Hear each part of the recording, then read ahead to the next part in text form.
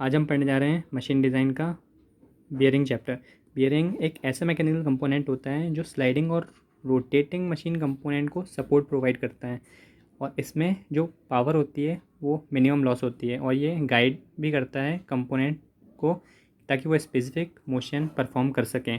Classification देख लेते हैं बियरिंग का। बियरिंग को दो टाइप में क्लासीफाई किया है, sliding contact bearing, rolling contact bearing. Sliding में एक सरफेस दूसरे के ऊपर स्लाइड करती है तो वो हाई लोड कैरी करने की कैपेसिटी रखता है, और एक रोलिंग में एक सरफेस दूसरे के ऊपर रोल करती है तो वो लो लोड कैरी करता है। अब स्लाइडिंग कॉन्टैक्ट को फर्दर क्लासीफाई किया गया है स्लीव बियरिंग में और स्लीपर बियरिंग में। स्लीव बियरिंग में सर्कुलर मोशन होता है, स्लीपर बियरिंग में स्ट्रेट लाइन मोशन होता है। स्लीव बियरिंग को फर्दर क्लासीफाई किया गया है based on the direction of load and type of lubrication. अब based on the type of lubrication में देखते हैं तो उसको फर्दर क्लासीफाई किया गया है थ्रस्ट बियरिंग में एंड जनरल बियरिंग में। थ्रस्ट बियरिंग में जो लोड रहता है वो एक्सिस के पैरेलल में रहता है, लोड है और ये एक्सिस है, इसके पैरेलल में लोड लगा हुआ है। और वैसे ही जो जनरल बियरिंग होता है उसमें जो लोड रहता है वो एक्सिस के परपेंडिकुलर डायरेक्शन में लगा रहता है, जो लोड है वो एक्सिस के परपेंडिकुलर डायरेक्शन में लगा है। जनरल थ्रस्ट बियरिंग को फर्दर क्लासीफाई किया गया है pivot bearing and collar bearing में। पिवट बियरिंग को फर्दर क्लासीफाई किया गया है flat and conical. Collar bearing को single collar, multi collar. Journal को partial journal, full journal. Type of lubrication को फर्दर क्लासीफाई किया गया है थिक ल्यूब्रिकेशन, थिन ल्यूब्रिकेशन और नो और सॉलिड ल्यूब्रिकेशन। अब रोलिंग कॉन्टैक्ट बियरिंग के क्लासिफिकेशन देख लेते हैं। Bolt as rolling element, roller as rolling element. तो इसमें deep groove ball bearing, angular contact ball bearing, self align ball bearing, thrust ball bearing. Roller as rolling element में cylindrical roller bearing, taper roller bearing, spherical roller bearing, needle bearing. Rolling contact bearing ये एक anti friction bearing होता है, क्योंकि इसमें जो contact area होता है वो बहुत ही कम होता है, इसमें से वेरी लेस फ्रिक्शन जनरेट होता है, तो पावर लॉस भी बहुत कम होती है, इसलिए हमें रोलिंग कॉन्टैक्ट बियरिंग को एंटी फ्रिक्शन बियरिंग कहते हैं। अब एलिमेंट देख लेते हैं रोलिंग कॉन्टैक्ट बियरिंग के, जैसे इनर रेस होता है, आउटर रेस होता है, रोलिंग एलिमेंट्स होती हैं, वैसे ही केज भी होता है, स्ट्रिप्स होती हैं। स्पेसिफिकेशन देख लेते हैं बियरिंग का। 6304 में जो 6 होता है वो डिनोट करता है type of bearing. 6 deep groove ball bearing के लिए और 3 सिलेंडर बियरिंग के लिए। जो 3 यहाँ 300 टर्म होती है वो डिफाइन करती है 100 light series, 200 medium, 300 heavy, 404 very heavy. तो यहाँ जो 300 है वो डिफाइन कर रही है हैवी लोड कैरिंग कैपेसिटी, और जो 04 है वो इनर डायमीटर को डिफाइन कर रही है। ऐसे यहाँ पर स्पेसिफिकेशन दिया हुआ है। अब कुछ ball bearing, ball as a rolling element के स्पेसिफिकेशन देख लेते हैं। जो डीप ग्रुप बॉल बियरिंग होता है उसका डायग्राम ऐसा होता है, और उसमें जो एक्सियल फोर्स होता है वो काफ़ी कम होता है, जो रेडियल फोर्स रहता है वो मीडियम रहता है, तो F R by F A greater than 1 आता है। जो एंगुलर कॉन्टैक्ट बियरिंग रहता है उसका डायग्राम कुछ ऐसा रहता है, और एफ ए उसमें मीडियम होता है, एफ आर लो रहता है, तो F R by F A less than 1 आता है। अब सेल्फ अलाइन बियरिंग देख लेते हैं। तो सेल्फ अलाइन बियरिंग का डायग्राम ऐसा होता है, उसमें F R low F A रहता है, और वो एंगुलर मिसअलाइनमेंट को भी एकोमोडेट कर सकता है। अब थ्रस्ट बॉल बियरिंग जो रहती है उसका डायग्राम ऐसा रहता है, पर वो सिर्फ एक्सियल फोर्स को बियर कर सकती है। अब roller as a rolling element देख लेते हैं। तो जो सिलेंड्रिकल रोलर बियरिंग रहता है उसका डायग्राम कुछ ऐसा रहता है, और वो सिर्फ रेडियल फोर्स को एकोमोडेट कर सकता है। और जो टेपर रोलर बियरिंग रहता है उसमें एफ आर लार्ज मेंटेन हो जाता है, और एफ ए मीडियम होता है, उसका कुछ डायग्राम ऐसा होता है। और जो स्फेरिकल रोलर बियरिंग रहता है वो एकोमोडेट कर लेता है स्मॉलर एंगुलर मिसअलाइनमेंट, उसमें एफ ए लार्ज रहता है, एफ आर लो रहता है। सिर्फ दो ही ऐसी जगह होती हैं जहाँ पर एफ ए लार्ज रहता है, एक यहाँ पर एफ ए लार्ज है और एक यहाँ पर एफ ए लार्ज है, और यहाँ पर भी लो एफ ए बता रहे हैं, पता नहीं क्यों। नीडल बियरिंग के कुछ इंपॉर्टेंट पॉइंट्स हैं। Load as a rolling element, static load, equivalent dynamic load carrying capacity. Static load को पी नॉट से डिफाइन करते हैं, इक्विवेलेंट लोड को पी से, डायनामिक लोड कैरिंग कैपेसिटी को सी से। स्टैटिक लोड देख लेते हैं। स्टैटिक लोड जो होता है वो तब कैलकुलेट किया जाता है जब शाफ्ट स्टेशनरी हो। स्टैटिक लोड को स्ट्राइबैक इक्वेशन से कैलकुलेट करते हैं, उसका फॉर्मूला होता है पी नॉट इजिकल टू के जेड डी स्क्वायर बाई 5। यहाँ पर जो जेड होता है वो नंबर ऑफ बॉल बेयरिंग्स होता है, डी डायमीटर ऑफ बॉल होता है, के जो होता है वो फैक्टर होता है जो कर्वेचर ऑफ रोलिंग पे डिपेंड करता है। अब equivalent load carrying equivalent dynamic load जो होता है वो शाफ्ट की रनिंग बियरिंग की रनिंग कंडीशन पे डिफाइन होता है। इसका जो फॉर्मूला होता है कैलकुलेट करने का वो P is equal to S bracket में X V F R plus Y F A होता है। एफ आर यहाँ पर रेडियल फोर्स कंपोनेंट होता है, F A axial force component होता है, एक्स रेडियल रोटेशन फैक्टर होता है, वाई एक्सियल लोड फैक्टर होता है, वी जो होता है वो रेस रोटेशन फैक्टर होता है, जो 1 होता है इनर रेस जब रोटेट करता है उसके लिए, 1.2 होता है जब आउटर रेस रोटेट करता है, एस जो होता है वो सर्विस फैक्टर होता है जिसमें 1 स्टडी के लिए होता है, 1.5 लाइट शॉक्स के लिए होता है, 2 मीडियम शॉक्स के लिए होता है, 2.5 हैवी शॉक्स के लिए और 3 वेरी हैवी शॉक्स के लिए। ऐसे ही बताया गया है कि थ्रस्ट बॉल बियरिंग के लिए x0 होता है, y1 होता है, सिलिंड्रिकल बॉल बियरिंग के लिए x1 होता है, y0 होता है।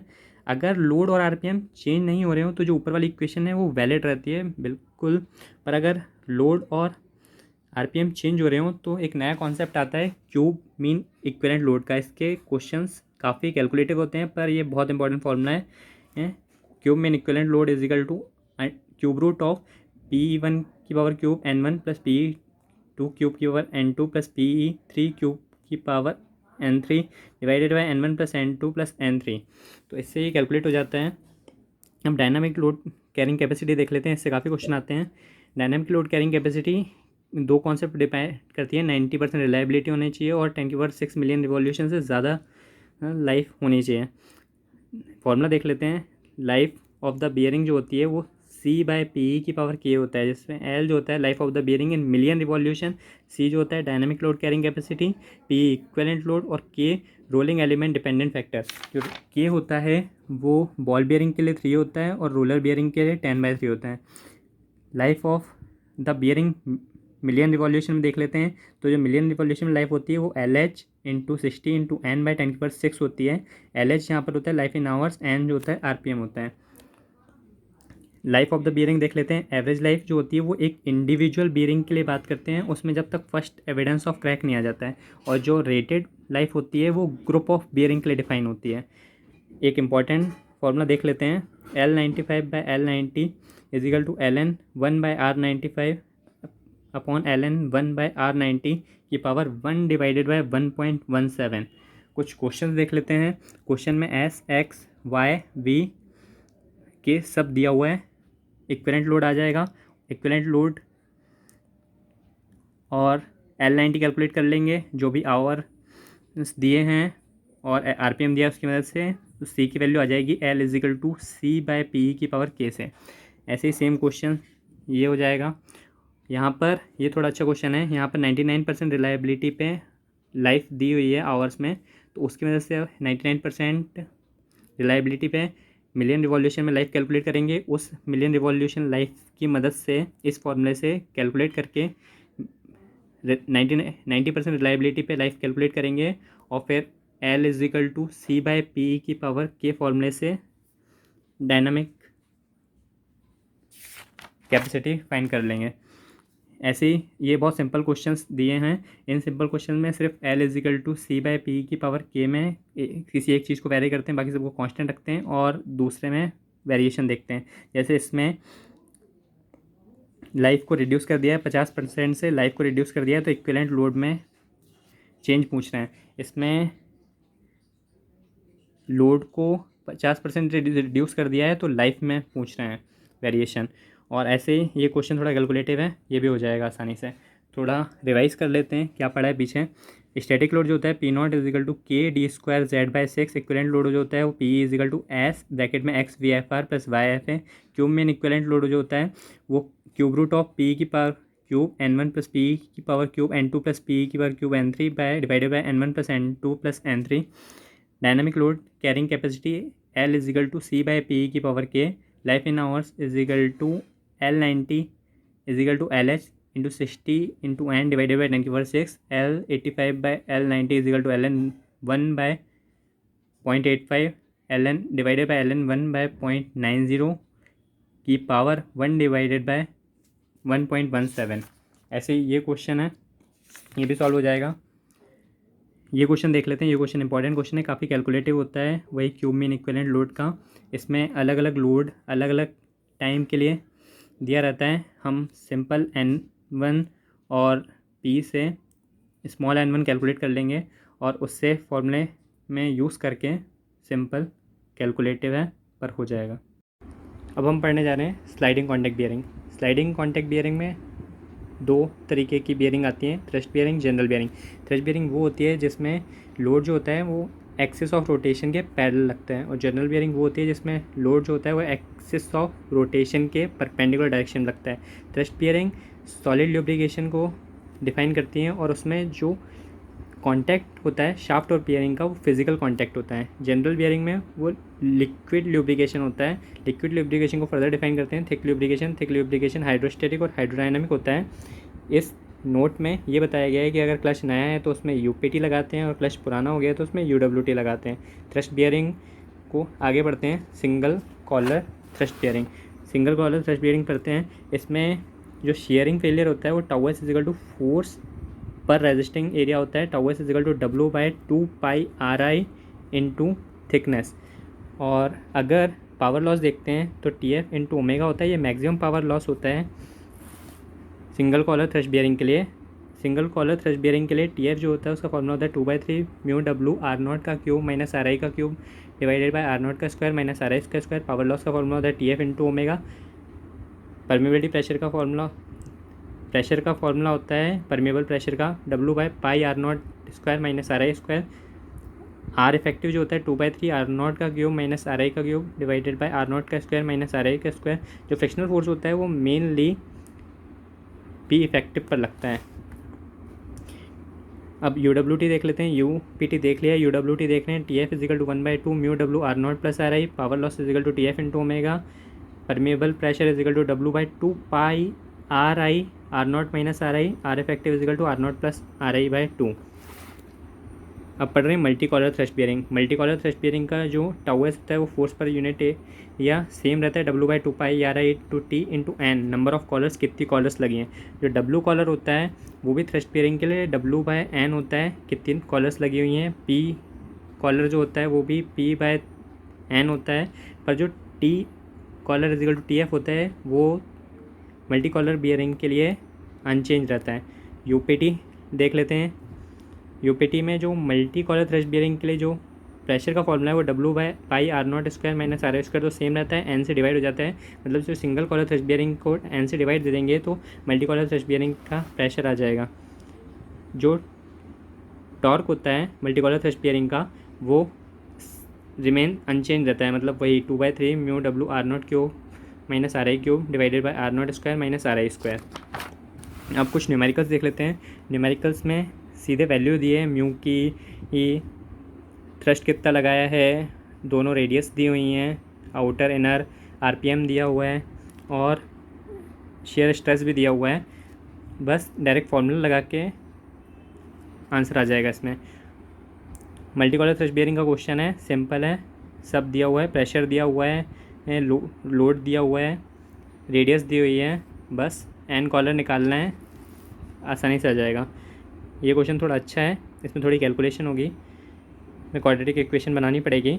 तो बाकी सारी वैल्यूज़ गिवन है, बस एक क्वाड्रेटिक इक्वेशन बनाना है। जो पावर दिया उसे टॉर्क निकाल लेना है, टॉर्क को इक्वेट करा देना है सीधे T is equal to 2/3 mu W R0 cube minus RI cube R0 square minus RI square से। ये फॉर्मूले को मदद से इसको खोल लेंगे और सिंपल कैलकुलेशन की वजह से ये आंसर आ जाएंगे। फ्लैट पिवोट बियरिंग देख लेते हैं। इसको फुट स्टेप बियरिंग भी कहते हैं। इसमें RI 0 होता है, तो जो फॉर्मूला पढ़ते हुए हम आ रहे हैं उसमें RI की वैल्यू 0 रख लेंगे तो T फ्लैट पिवट बियरिंग के लिए 2/3 म्यू W R आ जाएगा। और कॉनिकल पिवट बियरिंग के लिए P कॉनिकल पिवट बियरिंग बाद में पढ़ेंगे। जो प्रेशर होता है वो W/πR स्क्वायर होता है फ्लैट पिवट बियरिंग के लिए। जो कॉनिकल पिवट बियरिंग होती है उसमें WN is equal to W cosec alpha होता है, बस और कोई चेंज नहीं होता है। TF is equal to 2/3 mu W cosec alpha R, तो P is equal to W cosec alpha by πR square, तो TF is equal to mu W cosec alpha dot R/2। अब कुछ क्वेश्चन देख लेते हैं। फ्लैट पिवट बियरिंग के जैसे उनने यानी इसमें सिर्फ बताया गया है कि यूपीटी और यूडब्ल्यूटी को डिवाइड दे देंगे तो इन दोनों का जो रेशियो आएगा 4/3 आएगा। तो मतलब जो यूपीटी से टॉर्क आता है वो 1.33 टाइम्स टॉर्क ऑफ यूडब्ल्यूटी होता है। ऐसी ये क्वेश्चन है, इसमें वैल्यू दिए हैं R0 RI की, प्रेशर दिया हुआ है, लोड दिया हुआ है, सिंपल फार्मूला लगाएंगे और मल्टी कॉलर थ्रस्ट बियरिंग का क्वेश्चन है, एन निकाल देंगे। जनरल बियरिंग पढ़ लेते हैं। जनरल बियरिंग वही होता है जिसमें एक्सिस ऑफ रोटेशन के परपेंडिकुलर लगता है लोड। तो जनरल बियरिंग दो तरीके के होते हैं, full general bearing, partial general bearing. Partial general bearing 120 degree का होता है। इसमें भी आप देख लेते हैं थिन ल्यूब्रिकेशन। थिन ल्यूब्रिकेशन वो होता है जिसमें जो फिल्म होती है वो बहुत फ्रिक्वेंटली रप्चर्ड होती है। ये डोर्स, हैंड स्लीव्स और व्हील्स ऑफ बुलेट कार्ट्स में यूज़ होता है। थिक ल्यूब्रिकेशन वो होता है जिसमें परमानेंट एक थिक लेयर रहती है लुब्रिकेंट की, जिसके वजह से पावर लॉस बहुत कम होता है। बस रनिंग कंडीशन से पहले और रनिंग कंडीशन के बाद में जो बियरिंग होती है वो शाफ्ट के कनेक्शन में रहती है, नहीं तो पूरे टाइम वो लुब्रिकेंट दोनों को अलग अलग किया रहता है। अब हम पढ़ने जा रहे हैं हाइड्रोडायनेमिक जनरल बियरिंग का कॉन्सेप्ट। जो जनरल बियरिंग होती है उसमें बियरिंग के अंदर शाफ्ट होती है। अगर शाफ्ट मूव नहीं कर रही है, मतलब शाफ्ट की स्पीड 0 है, तो फ्रिक्शन 0 होगा, कोई फ्रिक्शन फोर्स नहीं लगेगा। और जैसे जैसे शाफ्ट की स्पीड बढ़ाते हैं वैसे वैसे फ्रिक्शन फोर्स की वजह से शाफ्ट अपवर्ड मूव करने लगती है। वैसे ही यहाँ पर वेजिंग एक्शन शो होने लगता है, शाफ्ट डाउनवर्ड मूव करने लगती है। इसका कॉन्सेप्ट के हिसाब से इसमें जो सेकंड कंडीशन रहती है वॉश कंडीशन रहती है, क्योंकि यहाँ पर बहुत ज़्यादा रबिंग देखने को मिलती है, इससे पावर लॉस होता है और यहीं पर फ्रिक्शन सर्कल भी बनता है। फ्रिक्शन सर्कल का कॉन्सेप्ट देख लेते हैं। हमें दो इंपॉर्टेंट फॉर्मूले याद रखने हैं, torque is equal to mu W R and X is equal to mu R. यहाँ पर एक्स जो है वो फ्रिक्शन रेडियस है। पावर लॉस देख लेते हैं। पावर लॉस जो होता है वो म्यू डब्ल्यू वी होता है। Basic arrangement of general bearing देख लेते हैं। General bearing axis of rotation के परपेंडिकुलर लगा हुआ है लोड। थिक ल्यूब्रिकेशन देख लेते हैं, थिन ल्यूब्रिकेशन देख लेते हैं। थिक ल्यूब्रिकेशन में हाइड्रोस्टैटिक देख लेते हैं, हाइड्रोडायनामिक देख लेते हैं। हाइड्रोस्टैटिक में जो दोनों के बीच में कांटेक्ट होता है जनरल और बियरिंग के, उनके बीच में पहले ही से इंजेक्ट करा दिया जाता है फ्लूइड, तो मतलब कभी भी रप्चर नहीं होती है ये वो फिल्म ल्यूब्रिकेशन की। और हाइड्रोडायनामिक में स्टार्टिंग में और जब स्टॉप करते हैं शाफ्ट को तब बस फ्लूइड की लुब्रिकेशन टूटती है, नहीं तो वो बीच में मेंटेन रहती है, क्योंकि उसमें जब रनिंग कंडीशन के बीच में फ्लूइड को इंजेक्ट करते हैं। अब रेडियल क्लियरेंस देख लेते हैं। रेडियल क्लियरेंस जो होता है C1 is equal to R1 minus R. Diametrical clearance जो होता है वो C is equal to D1 minus T। Radial clearance जो रेशियो होता है वो C1/R होता है। डायमेट्रिकल क्लियरेंस रेशियो जो होता है C/D होता है, तो उसको C1/R ही डिफाइन हो जाता है।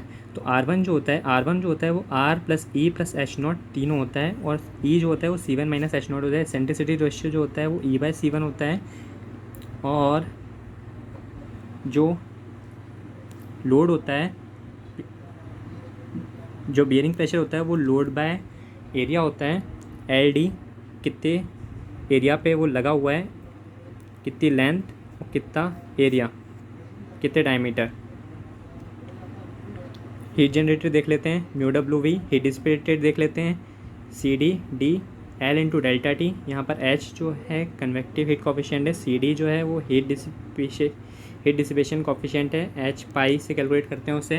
डेल्टा टी जो होता है वो TB माइनस TA होता है, is equal to T0 minus TA/2। TB जो होता है वो बियरिंग टेम्परेचर, TA जो होता है वो एम्बियंट टेम्परेचर, T0 जो होता है वो मैक्सिमम टेम्परेचर ऑफ ऑयल होता है।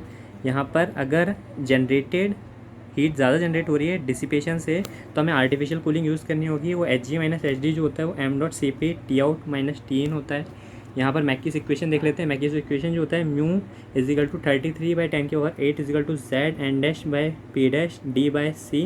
Plus K. यहाँ पर Z जो होता है वो एब्सोल्यूट विस्कोसिटी होता है, n' जो होता है स्पीड इन RPM होता है, P' जो होता है प्रेशर इन मेगापास्कल होता है, D/C reciprocal of diametrical clearance ratio होता है। ग्राफ देख लेते हैं बिटवीन Zn/P एंड म्यू। जो म्यू और Zn/P के बीच में ग्राफ है वो एक जगह पे म्यू मिनिमम होता है, उससे पहले अनस्टेबल होता है, उसके बाद स्टेबल होना चालू हो जाता है। जिस जगह पे वो अनस्टेबल होता है, जिस जगह पे वो मिनिमम होता है उसे बियरिंग मॉडुलस कहते हैं। बियरिंग मॉडुलस से पहले एक पोर्शन रहता है वहाँ मिनिमम ल्यूब्रिकेशन होता है, उसके बाद एक ट्रांजिशन ल्यूब्रिकेशन होता है, उसके बाद थिक ल्यूब्रिकेशन होता है। तो 3 अल्फ़ा से 15 अल्फ़ा एक गुड कंडीशन मानी जाती है जहाँ स्टेबल रहती है कंडीशन। अनस्टेबल जोन वो होता है जहाँ लोड बढ़ाने पे पावर लॉस बढ़ता है, हीट डिसिपेशन बढ़ता है, टेम्परेचर बढ़ता है, जेड कम होता है, फिर उसकी वजह से फ्रिक्शनल पावर बढ़ जाती है, पावर लॉस बढ़ जाती है और ऐसे करके बेकार कंडीशन आ जाती है। स्टेबल कंडीशन वो हो जाती है जब लोड बढ़ाने पे पावर लॉस बढ़ती है, हीट डिसिपेशन बढ़ता है, टेम्परेचर बढ़ता है, जेड कम हो जाता है, उससे फ्रिक्शनल पावर कम हो जाती है, पावर लॉसेस कम हो जाते हैं, हीट डिसिपेशन कम हो जाता है, टेम्परेचर कम हो जाता है। कंक्लूजन बताया गया था ग्राफ का 3 अल्फ़ा से 15 अल्फ़ा एक ठीक ठाक कंडीशन मानी जाती है। समरफील्ड नंबर से मैक्सिमम क्वेश्चन देखने को मिलते हैं, बहुत ज़्यादा इंपॉर्टेंट है। S N equal to Z N by P D by C का होल स्क्वायर। यहाँ पर एन जो होता है वो speed in R P S होता है, आर पी एस निकालते हैं N R P M divided by 60। P जो होता है bearing pressure in pascal, Z जो होता है पास्कल सेकंड में होता है, डी बाई सी होता है और reciprocal of diametrical clearance ratio. Diametrical clearance ratio वही होते हैं ये D by C and C by R. यहाँ पर देख लेते हैं कुछ क्वेश्चंस देख लेते हैं। क्वेश्चंस में समरफील्ड नंबर कैलकुलेट करना है, जेड की वैल्यू दी है, एन की वैल्यू दी है, पी की वैल्यू दी है, डी एंड सी की वैल्यू दी है, डायरेक्ट आपका समरफील्ड नंबर आ जाएगा। ऐसे ही यहाँ पर समरफील्ड नंबर की वैल्यू दी है, जेड की वैल्यू नहीं दी है, बाकी सारी वैल्यूज़ दी हैं, ये क्वेश्चन सॉल्व हो जाएगा। ऐसे यहाँ पर एल बाई डी का रेशियो 1 बताया गया है और यहाँ पर जो पहले प्रेशर देते थे अब उसकी अगर लोड दे दिया है तो सिर्फ वेरिएशन ये आया है कि हम प्रेशर निकाल लेंगे लोड से, प्रेशर जो होगा वो W बाई एल डी हो जाएगा, जो हमने यहाँ पर अच्छे से देखा था, pressure is equal to W by L D. तो ये क्वेश्चन भी सॉल्व हो जाएगा। ऐसे ये क्वेश्चन देख लेते हैं, इस क्वेश्चन में भी सेम वही है, बस यहाँ पर मिनिमम फिल्म लुब्रिकेशन 50% दे दिए, पूरा वही कैलकुलेट करके 0.5 के इक्वेट कर देंगे, आ जाएगा। उसके बाद देख लेते हैं लाइटली लोडेड बियरिंग। जो लाइटली लोडेड बियरिंग है उसमें हम उसको ये मान लेते हैं कि दो प्लेट्स के बीच में फ्लूइड फ्लो हो रहा है, मतलब फ्लूइड का कॉन्सेप्ट देख लेते हैं। Tau is equal to mu V by Y ले लेते हैं और ऐसे करके फोर्स कैलकुलेट कर लेते हैं, Z V 2 pi R L divided by C1। यहाँ से फ्रिक्शनल टॉर्क कैलकुलेट कर लेते हैं, पावर लॉस कैलकुलेट कर लेते हैं, power loss is equal to Z 2 pi R cube into omega square L divided by C1। यहाँ सिंपल उसी पावर लॉस पे क्वेश्चन है, सारी वैल्यूज़ दी हुई हैं पावर लॉस की, सिंपल इस फॉर्मूले में रखेंगे सारी वैल्यूज़ और आंसर आ जाएगा।